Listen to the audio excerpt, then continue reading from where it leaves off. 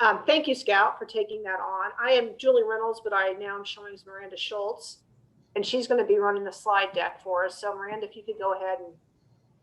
So what we're going to do today is we're going to do an overview of Missouri's No Wrong Door project.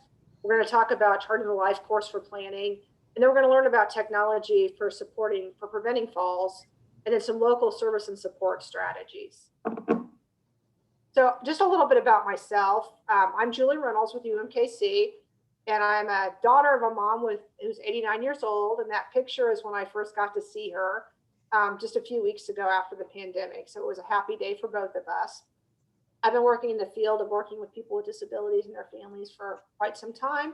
I'm originally from Indiana, and just wanted to be clear that we do call ourselves Hoosiers, and we're all okay with that. And I really feel like you guys are going to have a great bunch of information because there's so much technology out there that can really help people be more independent. So Missouri's No Wrong Door program is really looking at how we do make the front door accessible to all people, regardless of where they come in that door, really empowering individuals to make informed decisions and informed choices, exercise control over their lives, and achieve what their personal goals and preferences are. So really, it's a national framework. It's really not designed to build a new statewide infrastrucstructure. It's really designed to enhance and improve the infrastructure, really building more of a network of front door entities, whether that is from the area agencies on aging or senior centers, centers for independent living, Missouri Developmental Disabilities regional offices, and SB 40 boards, of really building that community for long-term services and support, where no matter where someone enters that door, they are able to get the supports they need. And really just enhance options counseling, information referral, and all those things that people need when they first get introduced to a system. We have several statewide partners who are joining us.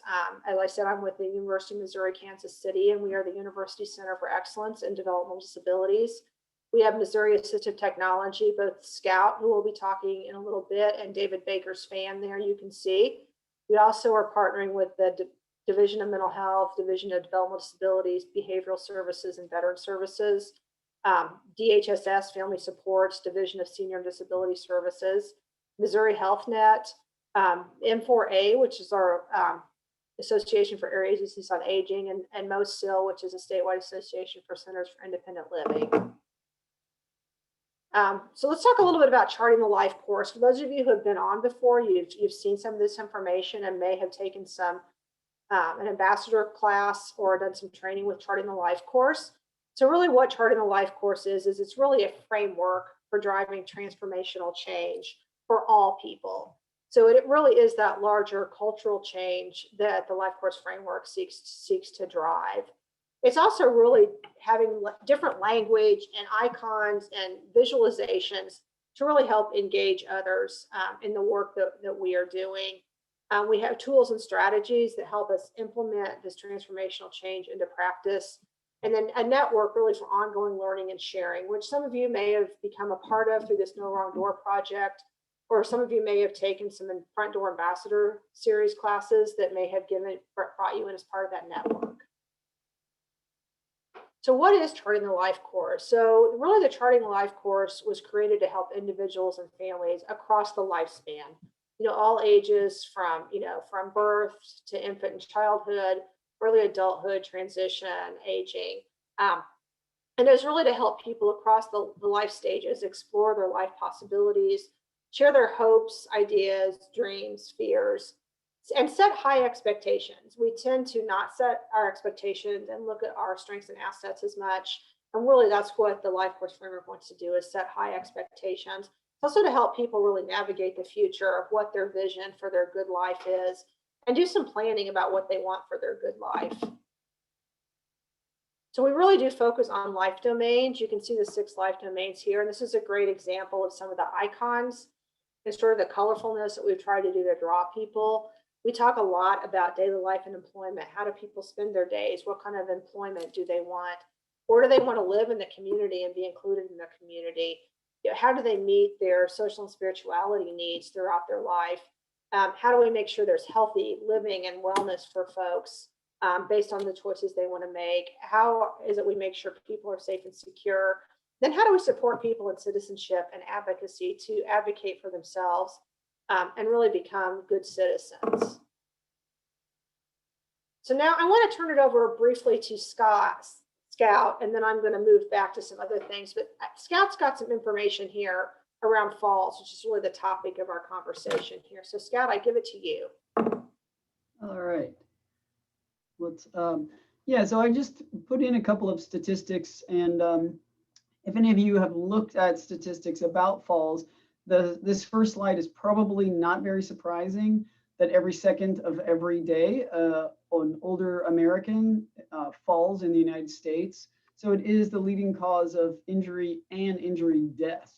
So it, basically this becomes a public health concern. And 1 of every 5 falls causes a significant injury, which is evident when there's a bone broken, but also head injury, which can really affect people in a wide variety of ways. But let's go to the next one. This one was actually a little bit more interesting to me, that fear of falling, which is, again, not surprising, can be anywhere from 30% of this group to 92% of this group has anxiety about fear of falling. And it goes up if people have experienced a fall already. So then there's this avoidance of activity due to fear of falling. And if we think about that really affects people in so many ways. So it can lead to functional decline, lack of social participation, increased risk of falling, and institutionalization. But this avoidance of activity can be anything from going to the restroom or participating in social activities. And this avoidance behavior from fear of falling is actually the best predictor of future falls. It's a very interesting study that's linked here if anybody is interested. But those are just some things. So increasing the confidence, I think maybe there's one more slide.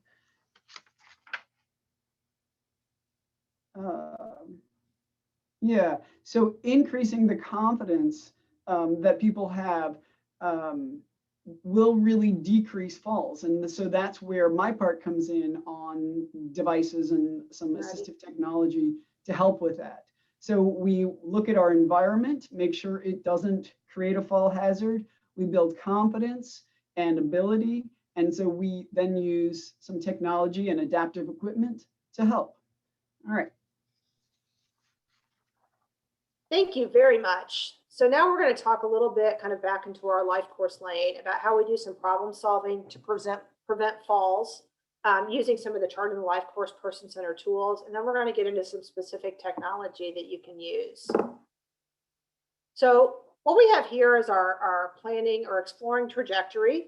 And really what this is, it seems very simple when you're introduced to it, but it is a great tool to use to really outline what your vision is and what you want for your good life. And then what you want to stay away from in your life that will take you away from your vision. So in this case, we've just done a very simple, you making things easier at home or staying in your own home safely as long as possible. And what kind of takes you away from that could be, as Scout just talked about, that fear of falling, but also not feeling safe, not feeling like you can be independent and having others worry a lot. So it's a very simple, like, what do I want? And then what is going to take me away from what I want? So here, what we also do is we have what we want and what takes us away from that. But then as you go up this angle here, this arrow, you really think about the things that are working at home that can help you maintain your life in your home. And then what are some things down here below that can make it easier around those concerns and those issues that take you away from that good life of what you want? So then we've dropped this star in here, and we'll talk about that in a moment. This integrated support star that you see here is another tool we utilize to really help people look at what their personal strengths and assets are, what relationships they have, what technology, kind of the topic of today, they have, what community supports they have. And then also when you see that green area, those eligibility specific supports that people qualify for. So I want to talk to you a little bit about our trajectory to health and wellness. So this is a little bit more of an in-depth trajectory. And around health and wellness, what it really looks at is what are some of the, what is your vision for healthy living in some of these different areas? You know, what do you want your good life to look like? Your vision is, and then some specific questions around healthy living, and then what you don't want around your healthy living. But then what we do here is we also really look at what are some past life experiences when you have your vision for healthy living that have brought you toward that vision in the past. You can kind of see the things you've done. And then if you go to the bottom of that bigger rectangle there, what has taken you away in the past from your vision? So it could be that you had your vision is to maintain independence and maintain health. You know, it may be that some falls or that sort of thing has taken you away. And then moving forward into the future, what is going to bring you and continue on in your vision for a good life? So what are some things, and as Scout kind of talks today, you'll see some things that people can do to decrease their risk of fall. So how do you do that moving forward? And then what do you stay away from as you move forward in your life? So this really helps people really plan for that healthy living and look at some of the past experiences that may have taken away or led to that vision. So here is a completed trajectory for healthy living. And this is Candace. Candace works here at UMKC. You can see her great picture there. I don't know, she's out at a picnic and it looks really good. But what she really talked about here is her vision for healthy living, and she wants to be happy with her health, wants to know that she's doing the best she can for staying healthy, and also from sort of a mental health thing, how not to get overwhelmed. And part of her vision is spending time with family and friends, having a job she loves and a social life. Then it kind of talks about some of the things that Candace, needs to think about. She has cerebral palsy, just some anxiety, sleep apnea. So is it we take those things and continue to work toward her healthy life? And she really wants to eat healthy and be able to stay fit. What she doesn't want is to not be, doesn't want to feel uncomfortable she wants to feel comfortable in her own body. She doesn't want to have anxiety about anything. She doesn't want to be tired. She also wants to be respected, doesn't want to be disrespected. She doesn't want people to have low expectations of her. So that's just an example. So let's go to the next one, and we can kind of see in Candace's past life, good experiences have really been changing her habits around social media. She felt like that was not leading her to that good, healthy life. Taking her medication was good. Meeting with her counselor. What kind of took her away from it is letting her anxiety kind of rule, putting other people's happiness before her own, and waking up in the middle of the night to eat a snack, which who doesn't do that sometimes? And you can see Candace there with her dog. So then moving forward, what she really wants to get to that vision for a good life is making sure she takes care of herself without those social media distractions, taking a walk every day. And, we in our office, Miranda, my sidekick here, and I try and get out for a walk every day just to decompress and get outside.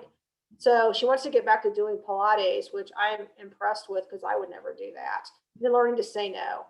And then what she really wants to as a future, she doesn't want to forget to take her meds because it does help her with some of her other issues.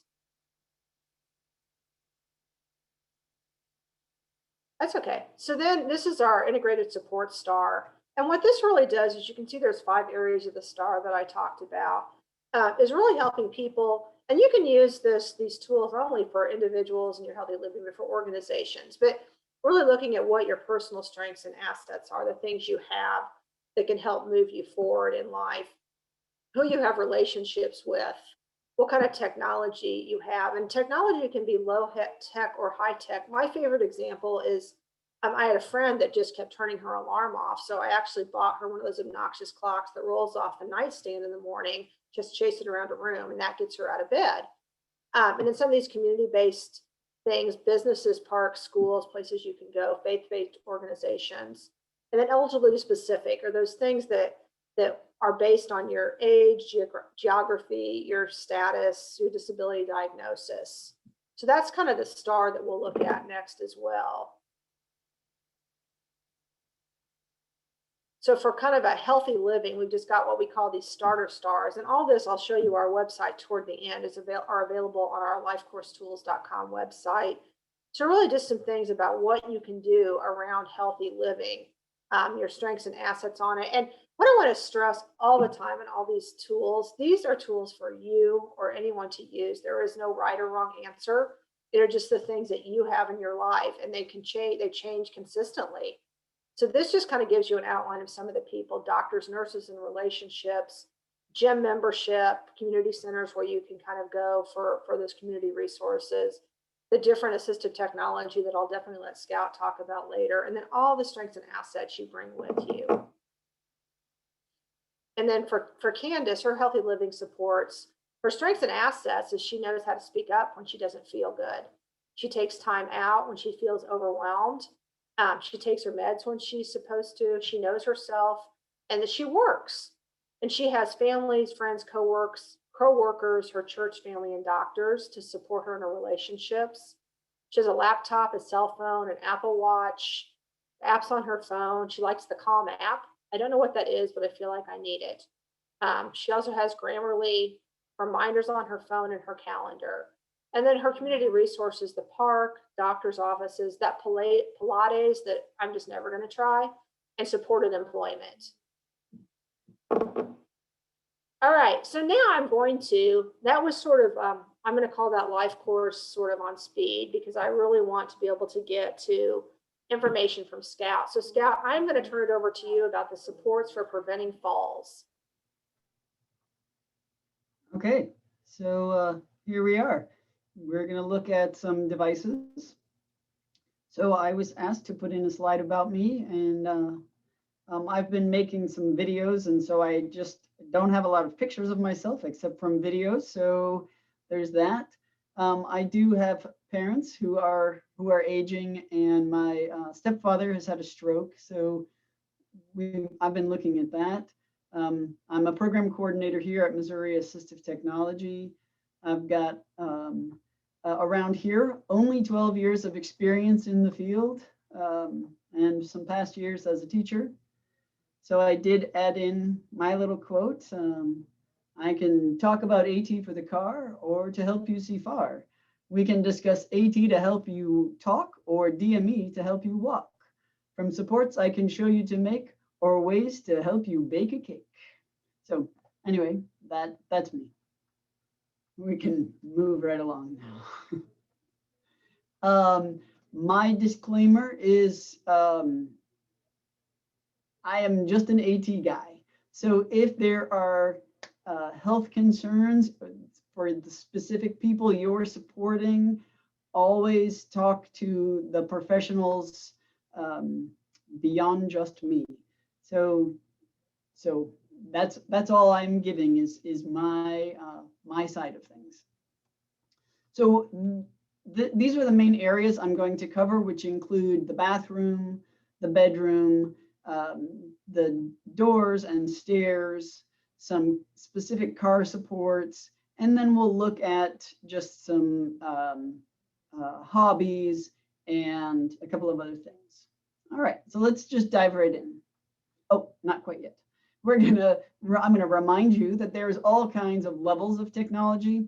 So a lot of times when people think about assistive technology, we go right to the high end, the high tech, the electronic devices that often need ongoing support that might be very expensive. But I'm here to remind you that assistive technology can be almost anything from no tech, things made out of PVC, something that has a little bit of sophistication to it, but is still readily available. And then maybe what we call some medium technology may have a slightly higher cost, might require a little bit of training, but it's something that most anyone can actually, incorporate into their lives should they need it. All right, there's one more thing I wanted to talk about, and I do come out of independent living center background, and so for me, talking about AT abandonment really kind of goes hand in hand with personal choice. So when somebody tells somebody else, this is what you need, the percentage of abandonment for that could be higher than to present options and say, hey, what is it that makes you feel like you is going to be most successful in your life? So other reasons for AT abandonment. So not enough information about an individual before the AT is assigned. What is assigned to them maybe doesn't really jive with what is their good life for themselves. Not enough options presented to the individual. So lack of training can also be a problem, and lack of confidence. So again, coming out of a demonstration center and still being part of my job, I feel like that showing people the options and making sure they have time to understand what the equipment is about is significant.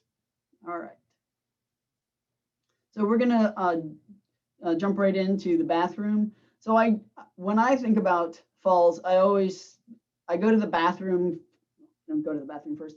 I talk about the bathroom first because it is a place filled with hard surfaces, and often it's damp or wet. So those are just, can be make the bathroom the most dangerous place.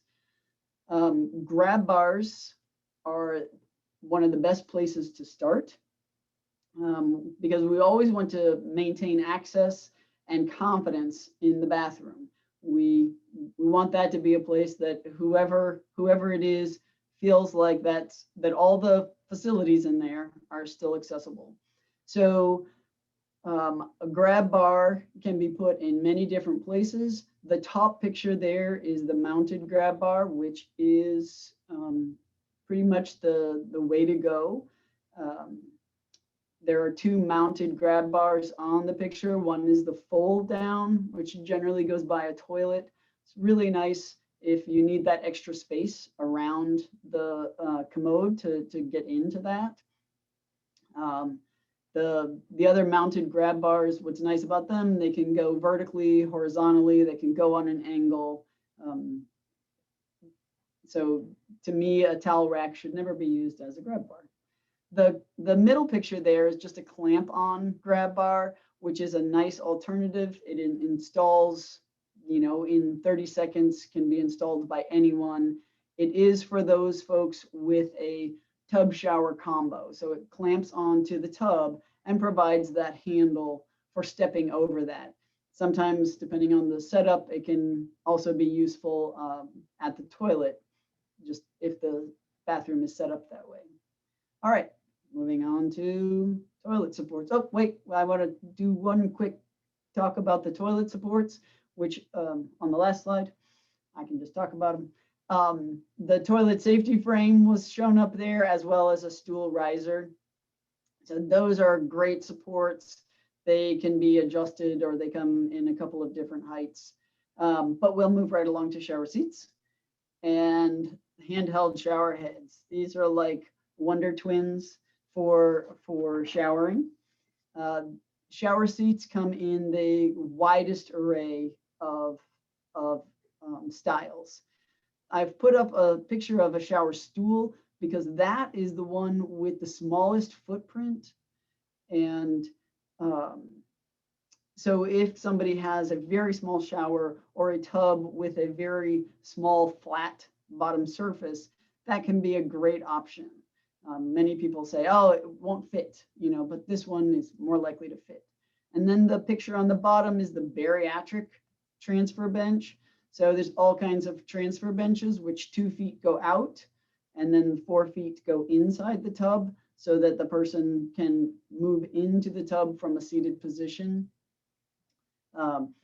Always important to watch your weight limits on things that are going to support a person's weight.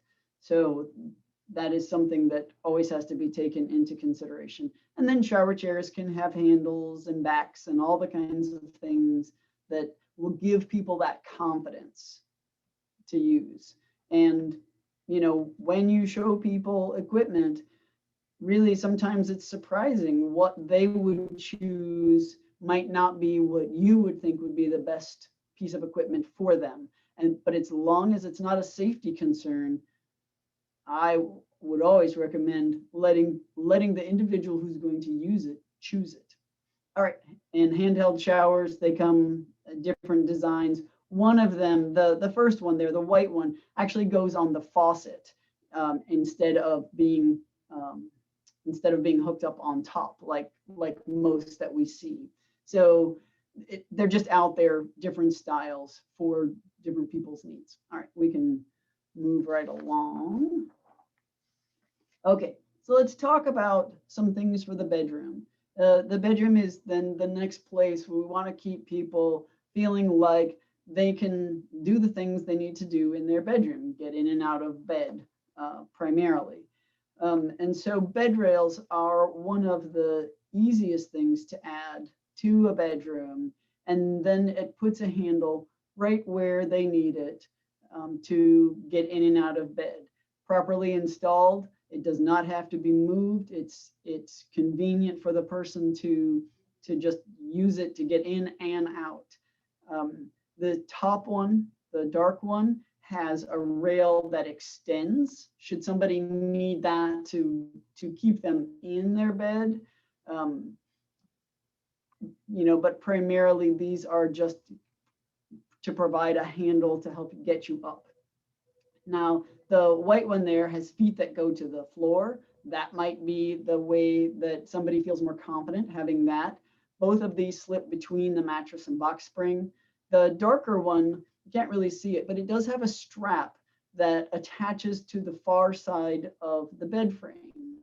Now, people might not need that, but it might give them confidence. The time that is nice is if somebody is using like a wheelchair and they want to use that bed rail to help them get to a standing position from outside the bed.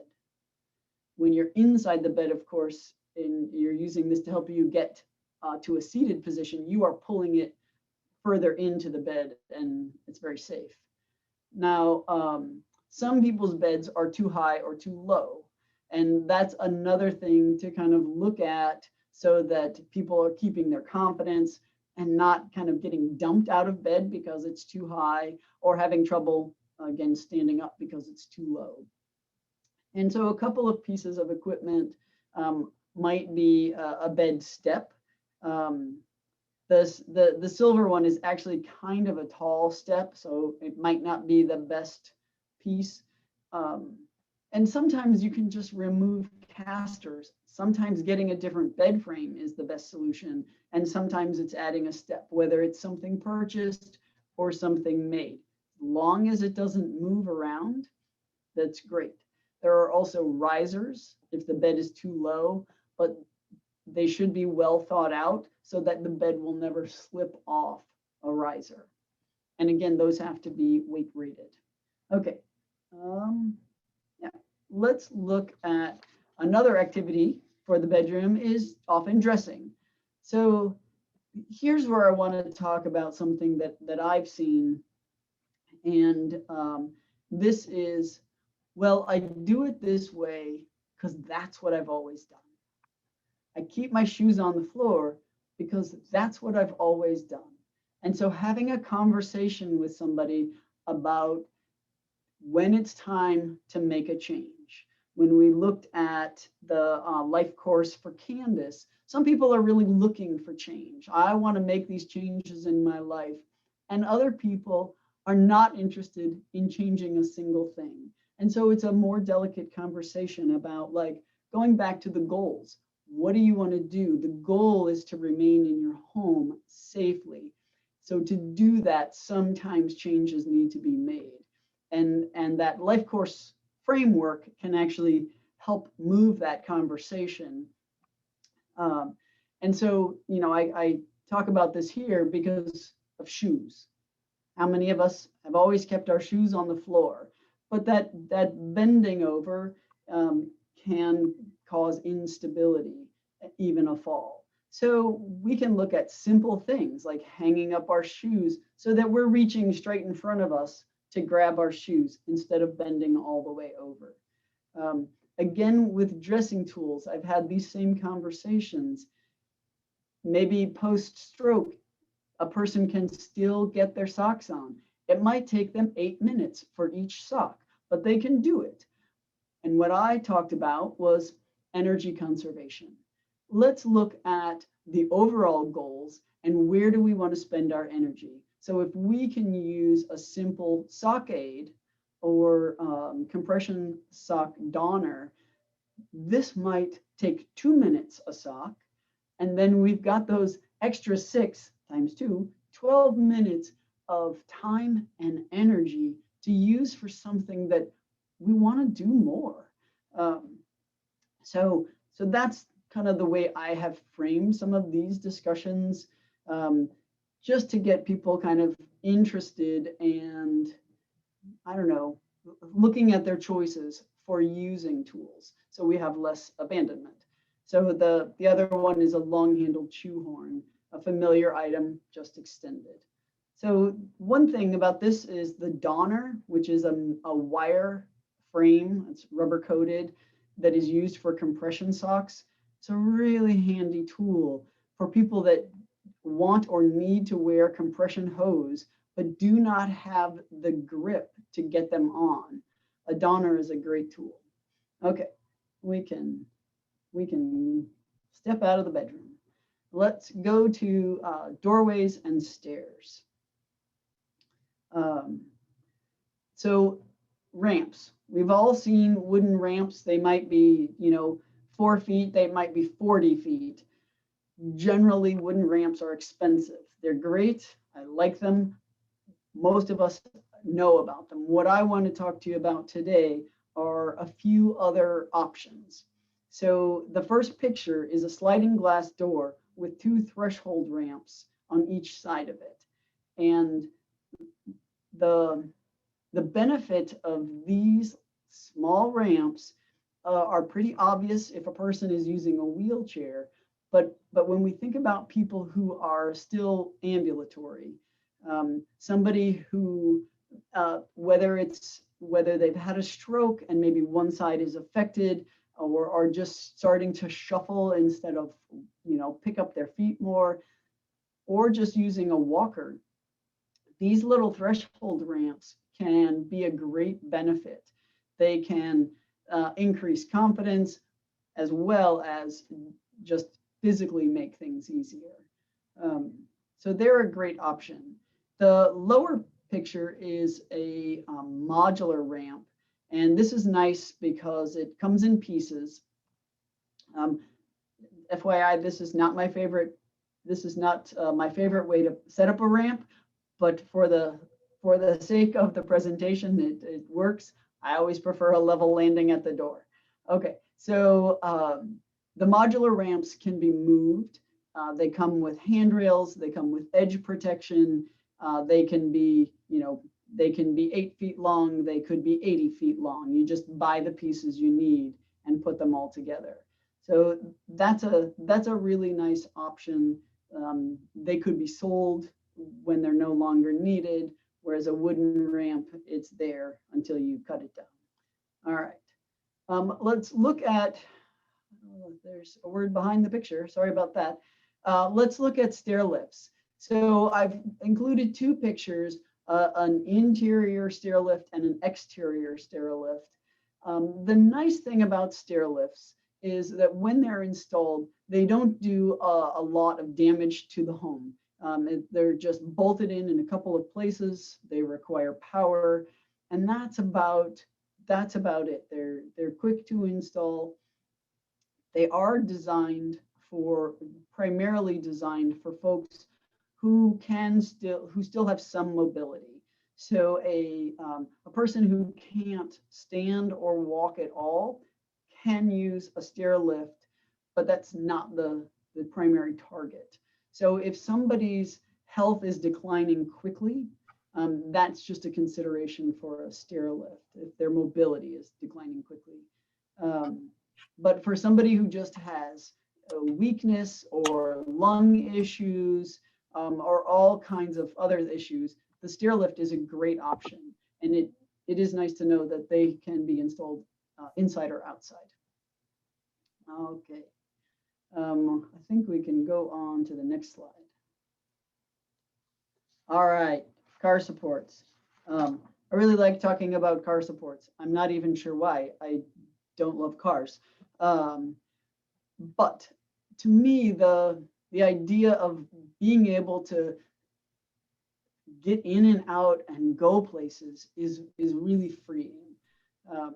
So for folks who decline to go places because they don't want to be a burden, because their partner or their caregiver has to provide so much support, or a variety of other things. Let's look at what can be offered in those situations. So the first one is the handy bar, which is great. It provides a handle opposite the open door. So you can put one hand on the open door and one hand on the handy bar. It works in just about any vehicle. It's just a really nice option. Works in any door. So, back seat, passenger side, driver's side, it all works. The car caddy is a different kind of handle. The nice thing about the car caddy, the handy bar must be removed after you use it, and just kept in your console. The car caddy can stay there. So that's a different type of handle that might work well for some. Now, a leg lifter, the picture in the middle, has a handle, just the long shaft, and then another opening at the bottom, which is for your foot. And this just can help get a person's legs into the car, or even into the bed or something like that. It has metal, a wire inside of it. And for this, what it's really going to do is help with your back issues. So when you lift either your own leg or somebody else lifts a leg, then they can use good posture instead of bending over and picking up your leg with a bad back position. So it can be really helpful. The next picture I have is a swivel seat, and I have the top and the bottom of this shown. So this would be placed on a car seat, and so it's basically a lazy Susan. So you're sitting down on that, and there's hardly any friction to turn it around to swing your legs into the car. The downside of this swivel seat is the bottom is hard plastic. So you're sitting on a cushion, then on a solid disc. So that might not be the most comfortable. They do make these that are fabric on fabric discs. So there will be slightly more resistance in those, but still a good sliding action. And then that's similar to the Ruby Slipper, the bottom picture, which is a car seat cover.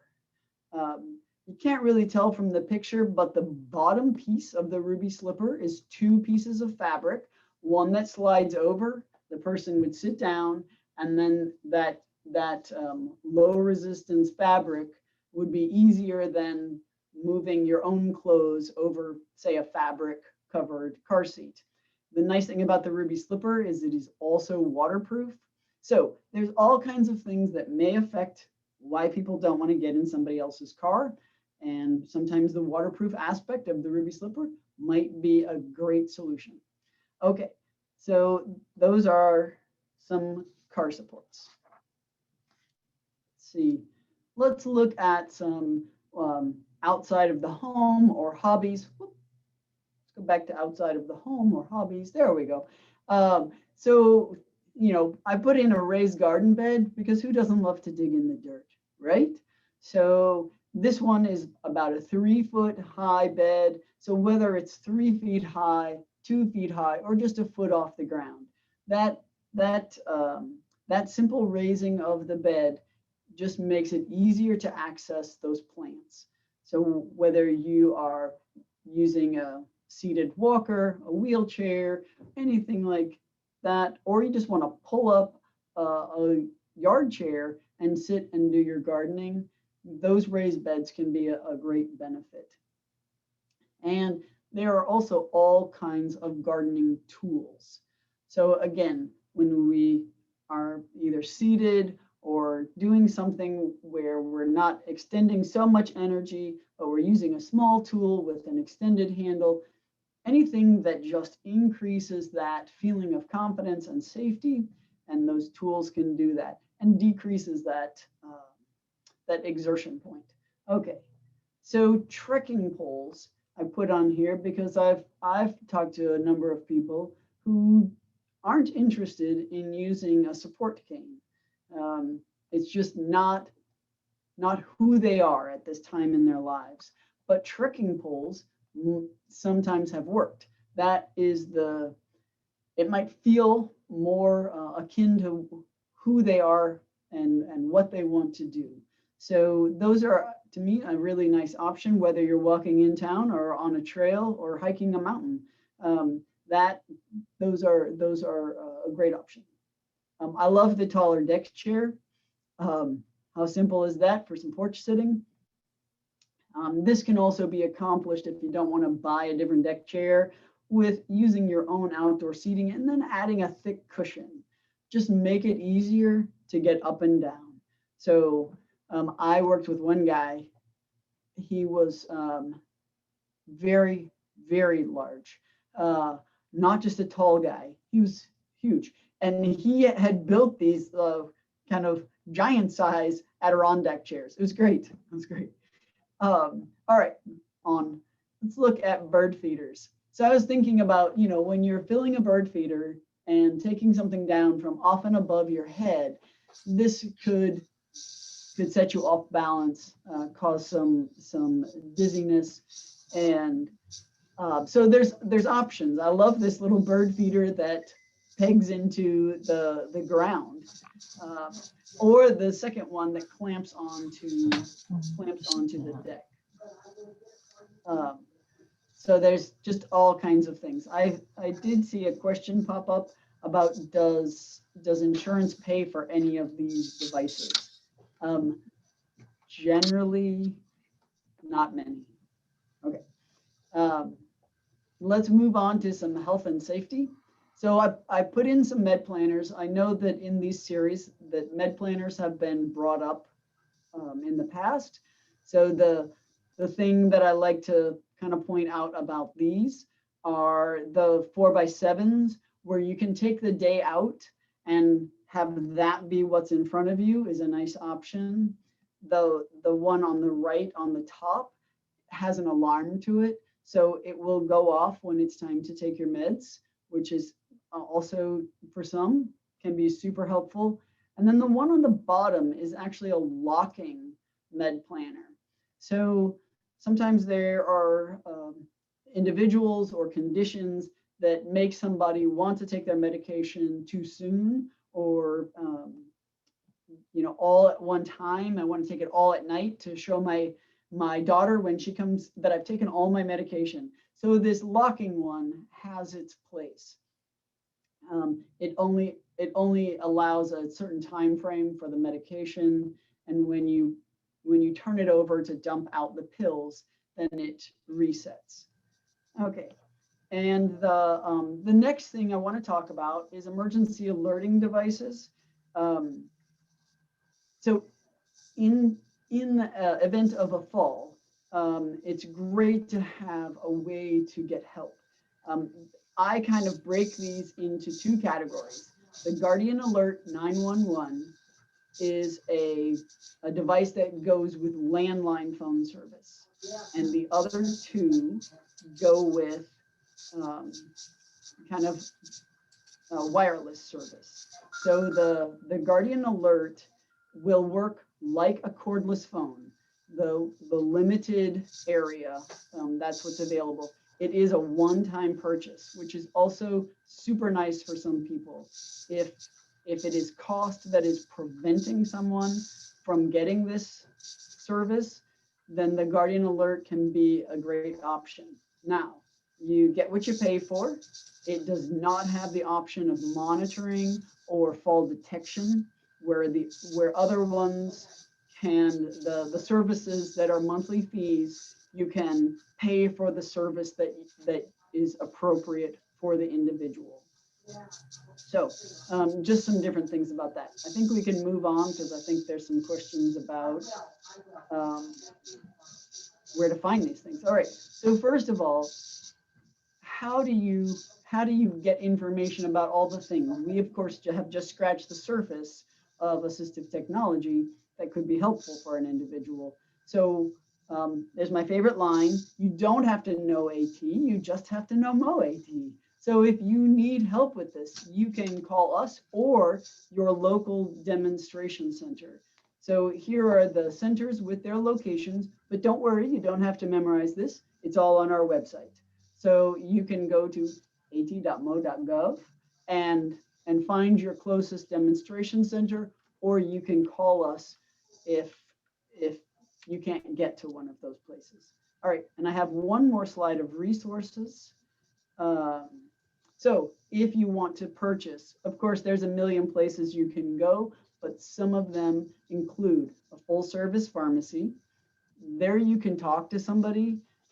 They are selling things, so keep that in mind, as opposed to a demonstration center where they're generally not selling things and they're just there to give you information.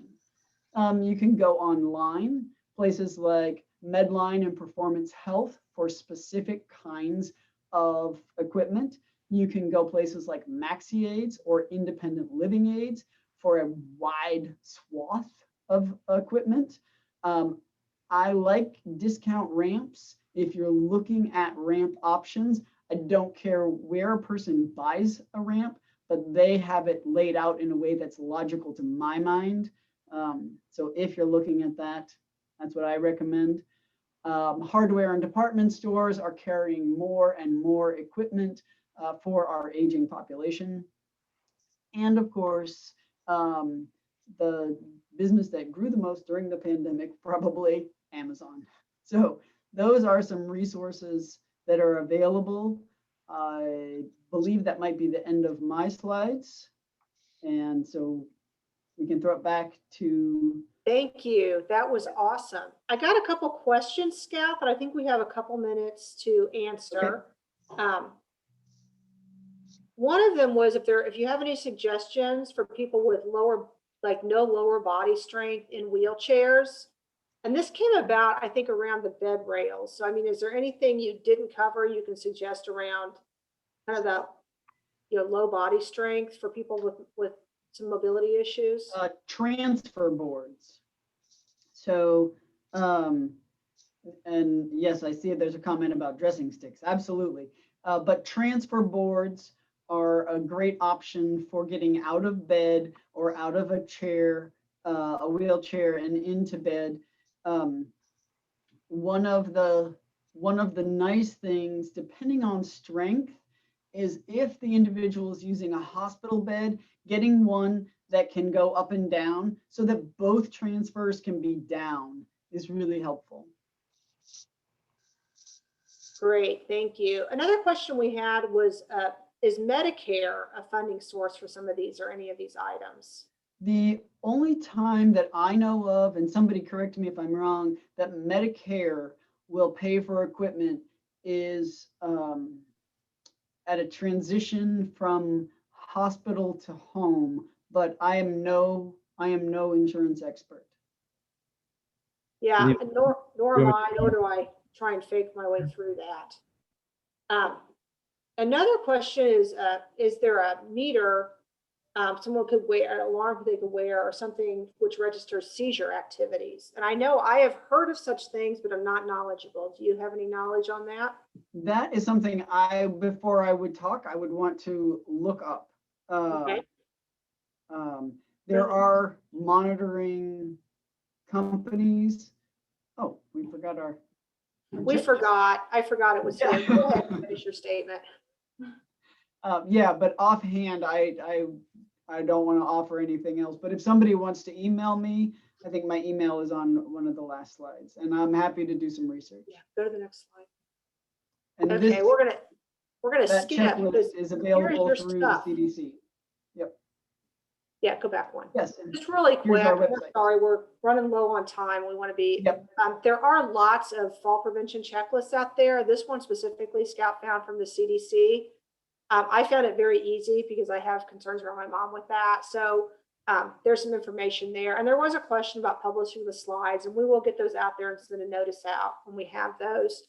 And Scott, do you want real quickly to talk about MoAT, because they're going to be calling you right and left. Call us. Go to our website. You can get information about our programs. Our email addresses are on there. We've got great programs. So great, thank you. So there's some other folks that have some questions in there, and we'll make sure we get those to MoAT and get those answered. I did just want to kind of give a heads up to our next in June. We're going to have a workshop about helping to read print materials and computers. So some of that low vision and even those kinds of things. I don't know, Scout or David, if you have any additional insight on that you'd like to share with anyone. Nope. Okay, Miranda says no, and she's in charge apparently. Okay, and then we will be having, so July, August, and September, we have not determined yet what our topics are. So if you have things you're interested in that you would like to see us do, please go ahead and type them in the chat. We'll also type Miranda's email address in the chat. Would you go ahead and do that? And you can send her, if you have things that you are just dying to know about technology that you haven't heard, or that you just have a burning desire to learn, please let us know that. And we will set those up for July, August, and September. And then also Miranda will give you her email. You can email her, and you can just email her to say hi because she likes that. Okay, go ahead. I've got her doing too many things. She's trying to type in the chat. So just as a kind of rolling back to the LifeCourse, we do have a website out there. It's www.lifecoursetools.com.